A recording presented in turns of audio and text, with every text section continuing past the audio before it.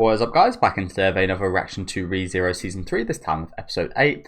The last episode of the Attack arc, which I just realised yesterday would be the last episode, which was some terrible news, honestly.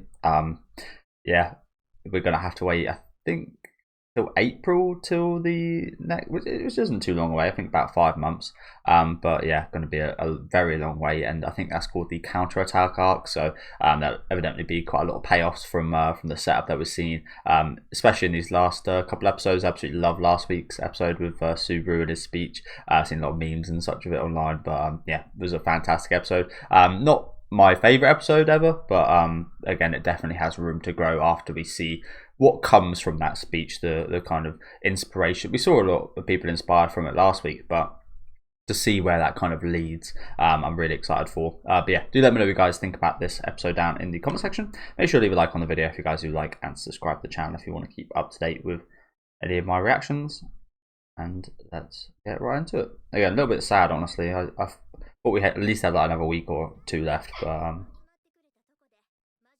yeah.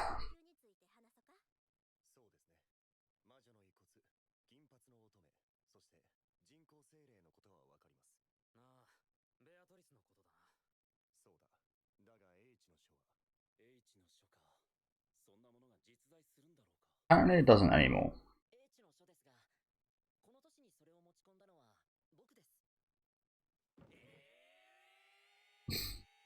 Okay.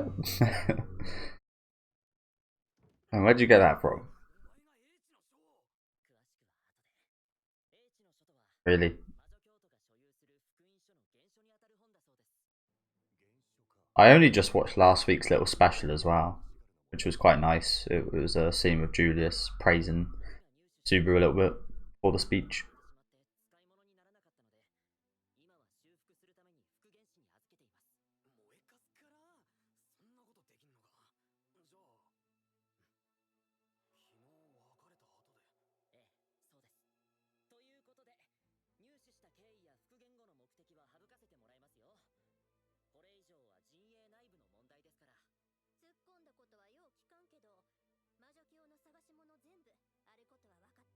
Indeed.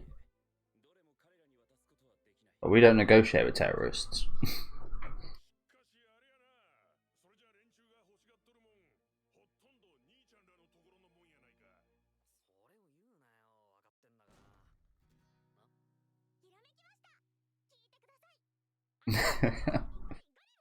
Adding crazy. Oh, look at it is.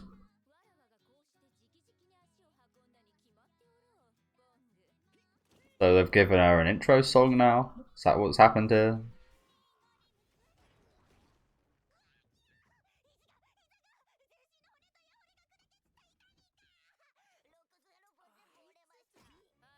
I also saw a lot of people talking about how Al could possibly be Subaru and things like that. I don't really see it, but not sure. It's interesting because I'm still not 100% sure what's going on with Amelia. What's her name? Satella. I'm not really 100% sorry to pause. I don't want to miss any dialogue. Yeah, I'm not really 100% sure what's going on with the Amelia Satella thing. I mean, in season 2, I think it was quite clear to me that that was perhaps like a, well, I say quite clear to me, obviously it's not, but it could have been like a potential kind of future Amelia, maybe an Amelia that is an amalgamation of his kind of loop, like failed loops, if that makes sense. Like she's all like the failures or something, she's like seen all the failures or something like that. That's why she wanted him to like live and such and appreciate his life. Again, I really, as I mentioned last week, I absolutely fucking love season 2. Got no idea what people are about when they say they don't like it.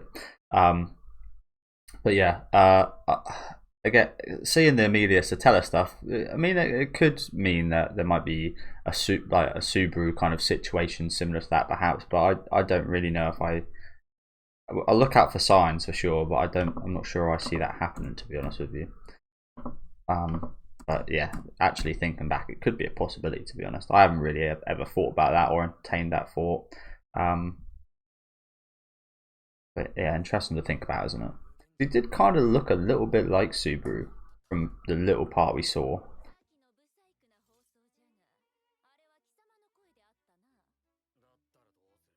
But that could also just be like he looks like a Japanese person, if you know what I'm saying.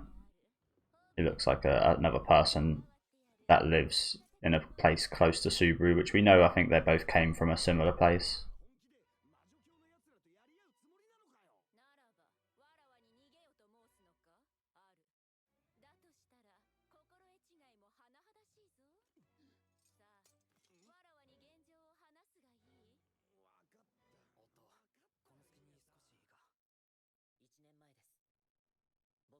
And also there was a little special with them talking to Betty about Subaru and now talking to Betty about the whole situation, which was interesting. I'm glad I started watching those.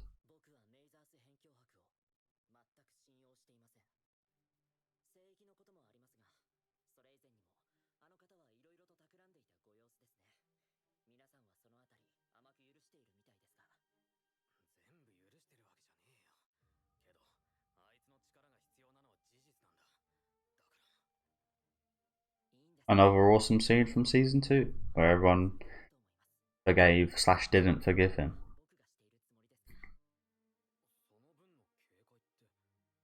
Again, I don't understand. Season 2 haters.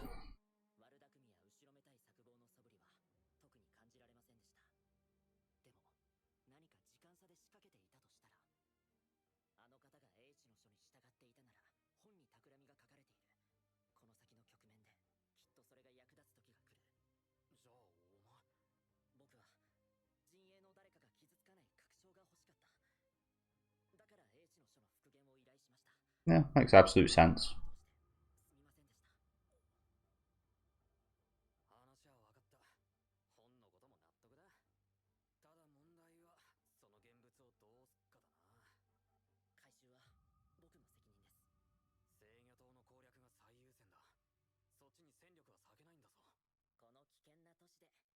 My man's got his bugs, don't you worry.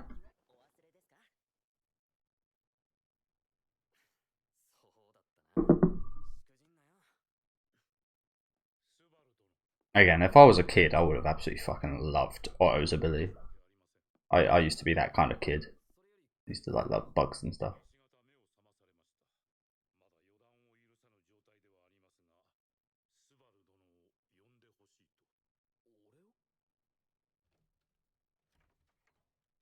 Yeah.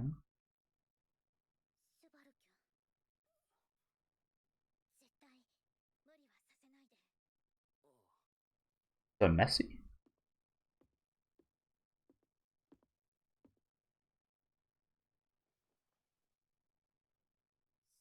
Hmm. Yeah. Definitely not pleasant, is it?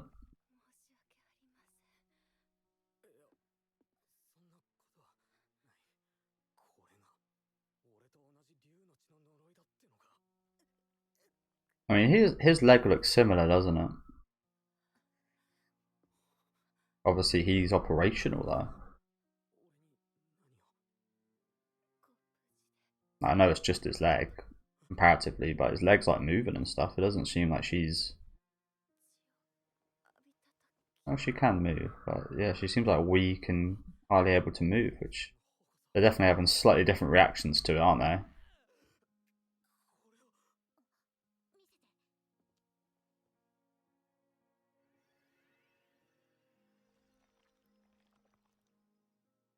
He just got infected. Oh.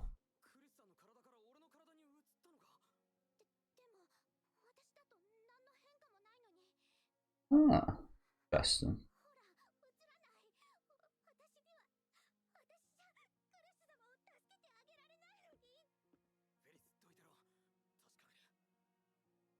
Brave of him to do this as well, by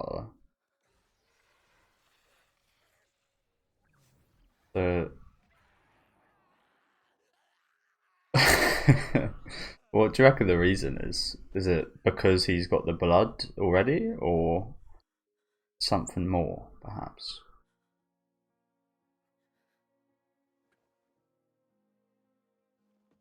And again, he's shown that he's able to like continue this.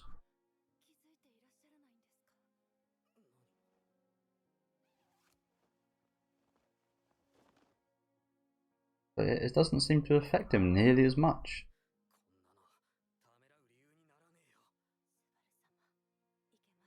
Maybe it's not so much a curse for him.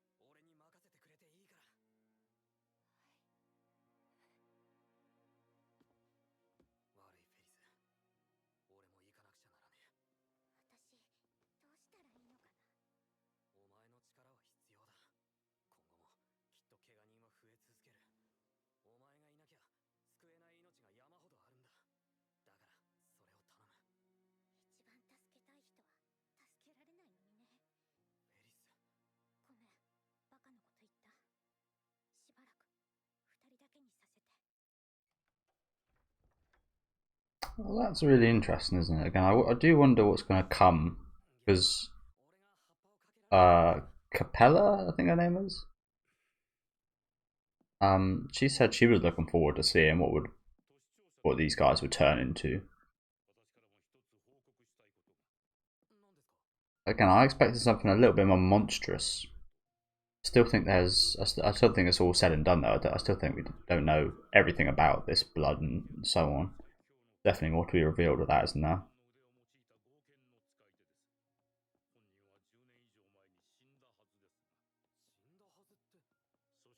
I mean, that makes sense.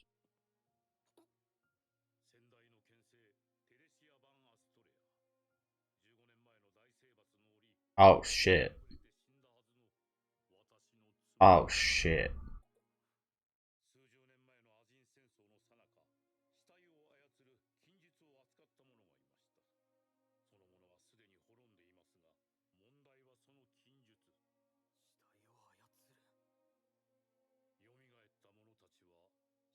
There's a few kind of close people now, isn't there? What's her name? Amelia's auntie. Fortuna. Fortuna's here. Geese, obviously. Yeah. Yeah, I can't remember. Like, apologies for bad memory. I definitely don't remember seeing Fortuna actually dying. I think we saw Geese like dying. So Geese almost for sure was like resurrected here. His wife that we saw a little bit of. I think it might have been earlier this season. Was it? Might have been season 2 again. I kind of forget. Or no, I think it was end of season 1.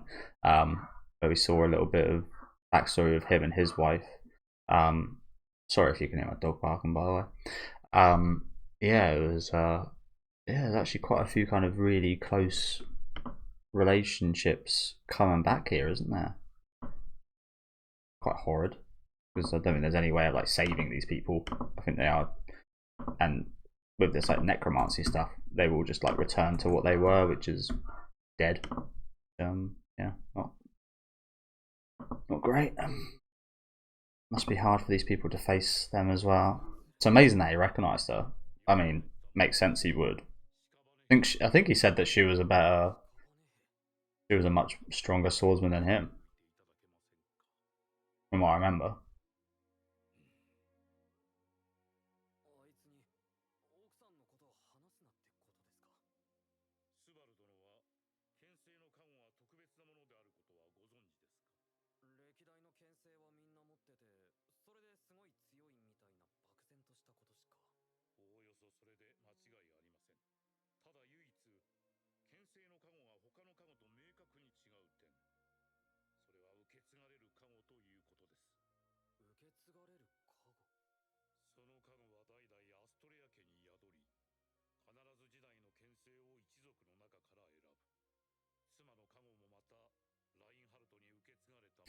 So does she not have it anymore? Or do they all keep it?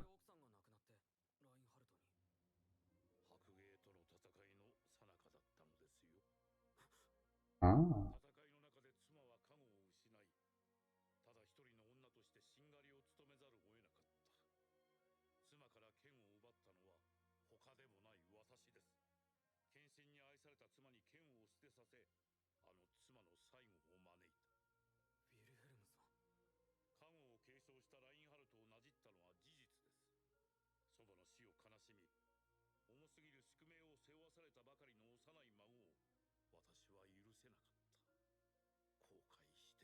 Okay.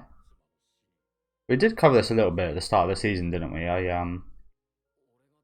Interesting. I think that sorry to pause again, but that makes more sense as to why we saw that Reinhardt and old man here, old man Bannister, I forget his first name, so apologies. But he after that business with the White Whale and his wife, him and Reinhardt weren't on the best terms, and you can understand him thinking that Reinhardt. I mean, in essence, it was kind of his fault, but yeah, him thinking that because Reinhardt then inherited it, that's that's the reason that his wife lost the what was it called, the blessing of Sword Star or whatever whatever it is. I don't know why it really reminds me of JoJo's. And like that's obviously a massive theme in JoJo's, like inherited will and such. One Piece as well, I guess. But yeah, that situation with Reinhardt and that family situation is certainly making a bit more sense now.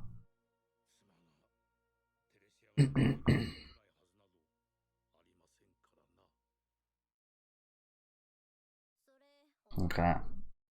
So again, that adds another level to this conflict, doesn't it?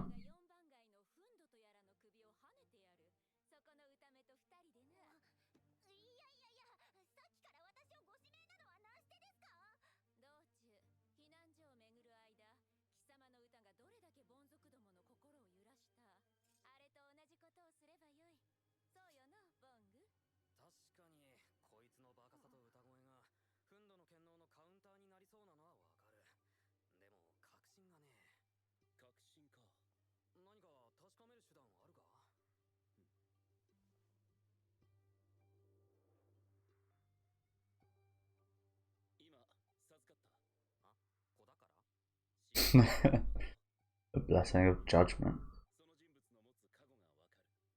Wait, so he's just received that power? From where?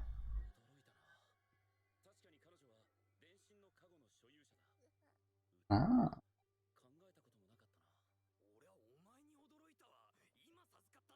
Yeah, that's kind of nuts, isn't it?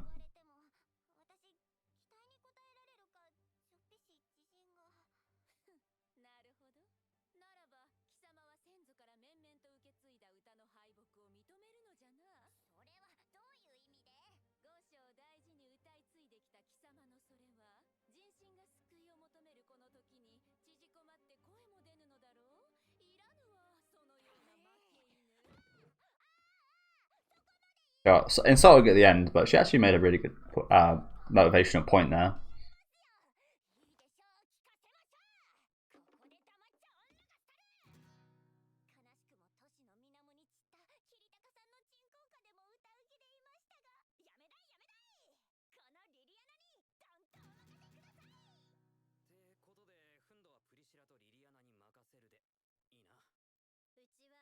Huh?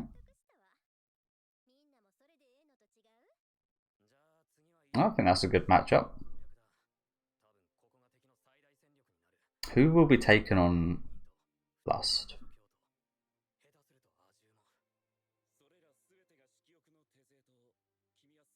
I can't really think of a good matchup off the top of my head for that.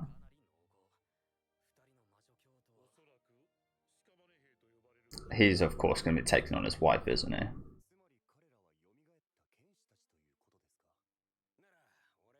Makes sense.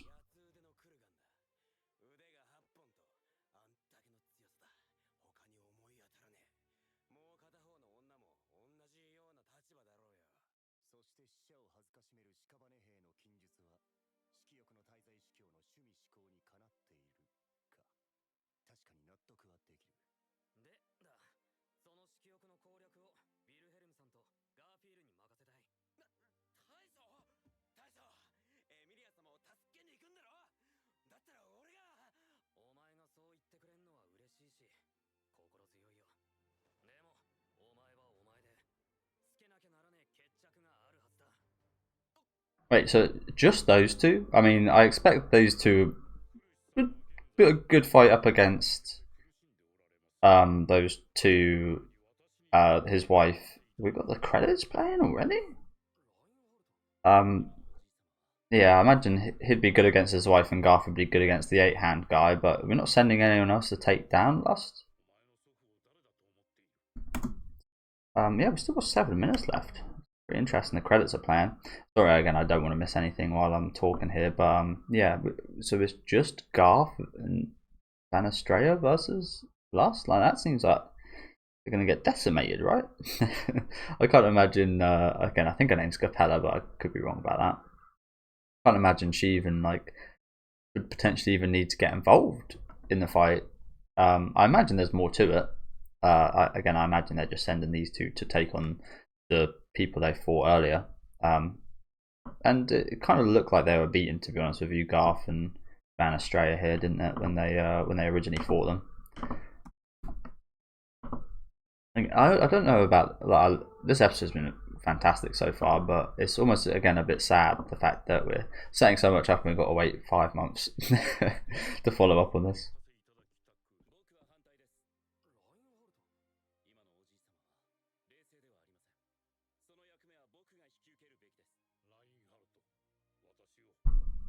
But he knows his wife better than anyone, though. That's what I've been thinking. It's like,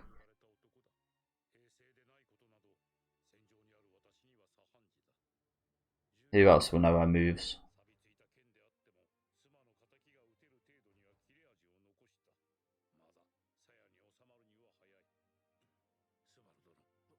So fancy.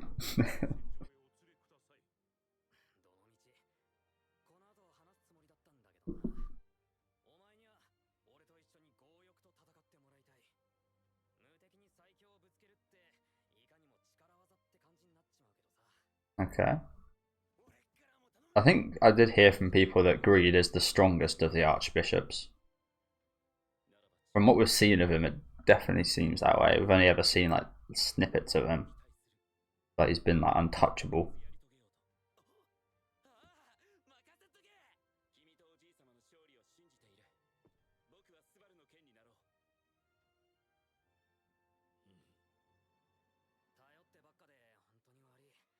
What about who's gonna be taking on Lai?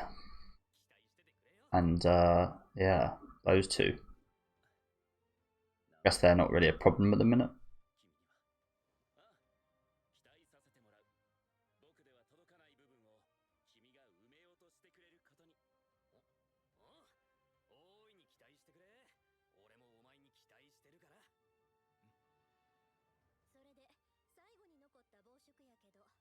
Oh, here we go. Oh, Julius, yeah, makes sense.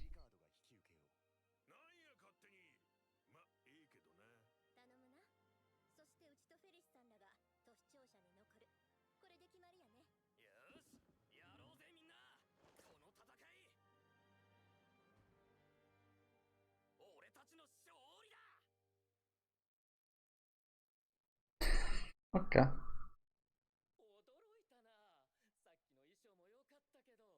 Oh shit.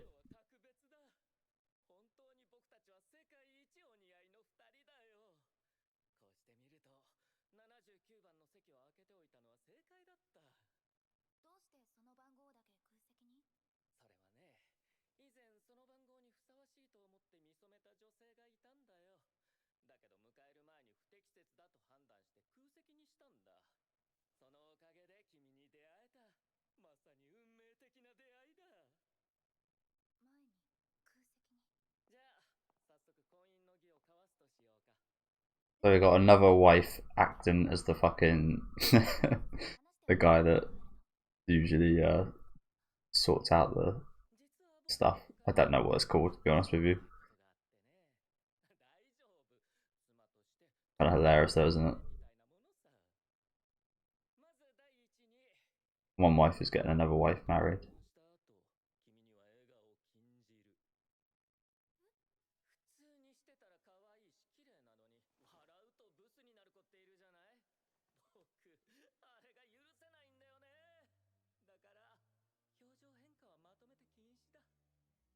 Oh, I think we see that from the other woman, don't we?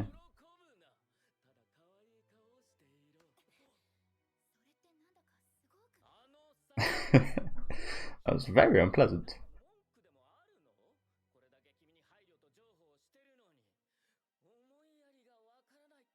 But yeah, none of the other women here have emotions or anything, seemingly, do they? Well, they don't show them. They obviously do, but yeah, they don't show them.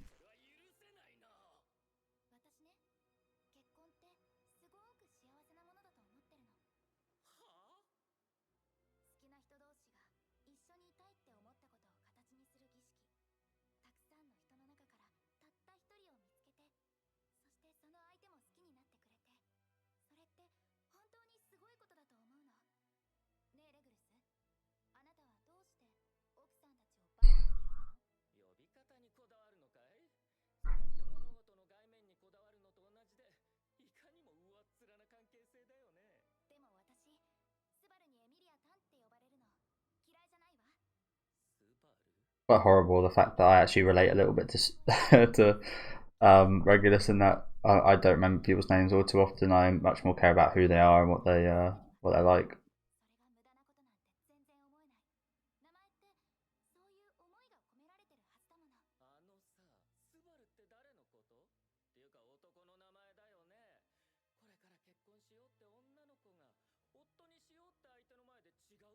But just how hypocritical has he been this whole fucking time? Like while he was saying you can't smile, he was like laughing his ass off. Literally got his fucking 100 odd wives watching there.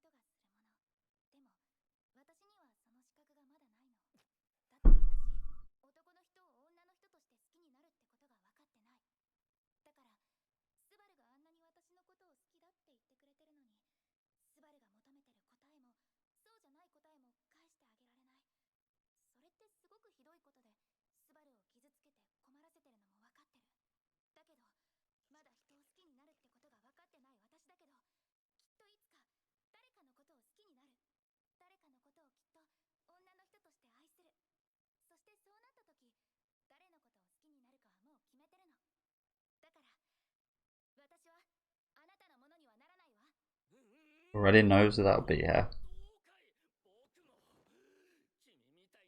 Adulterer.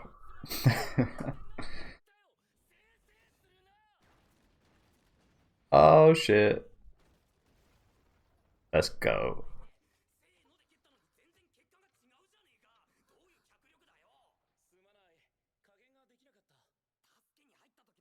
Let's fucking go, man.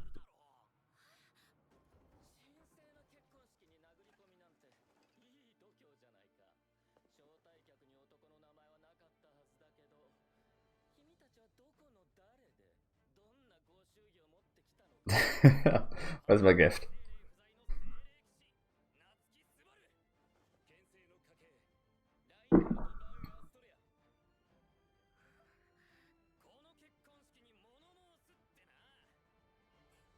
So just recently, I actually spoke about there being a like this is such a wow, that was it. This is such a like cliche in the typical sense of like people crashing a wedding and saying I object. But I spoke about this recently. The fact that as much as that's like a cliche and people, I really like it. I was thinking I don't actually see it that often. I can't actually name the last thing I actually saw that had people object to a wedding in, even though it's apparently such a cliche and people have seen it like 100 times. Like I said, I actually can't name anything that I've seen that in. Maybe apart from like a Simpsons or something at some point, perhaps. I don't know, like many years ago. But I really love the cliche of this. So that was an awesome entrance there. Yeah, thank you guys for watching. I loved how they ended this episode. As I said, it was almost quite sad that we had so much setup today, and so much planning for the next arc. That is unfortunately in 5 months. It's actually really awesome. We got a little bit of a payoff here with Sid Subaru and what's his name? Again, I'm just going to call him Van Estrella. I think this is Reinhardt. Yeah, coming in at the end here, thought that was an absolutely awesome entrance. Again, great episode in general. I really love just like the dialogue and the kind of setting up of ReZero. I think the setup episodes are just as good as the kind of action heavy episodes. Obviously, the story's so good at there's not really a difference between either of the episodes in my opinion, whereas with other shows, mainly kind of shonen shows and such, there is like a massive difference between like a setup episode and a kind of action heavy episode. I much prefer the kind of action heavy ones, but again here just the writing and such is so good that I absolutely love it. But yeah, do let me know what you guys thought about this one down in the comment section. Like I said, the long wait does start now, unfortunately, but not too long, which is good. But yeah, let me know what you guys thought in the comments. Make sure to leave a like on the video if you guys did like, and subscribe to the channel if you want to keep up to date. And I'll see you guys in a few months with part 2, the counterattack arc.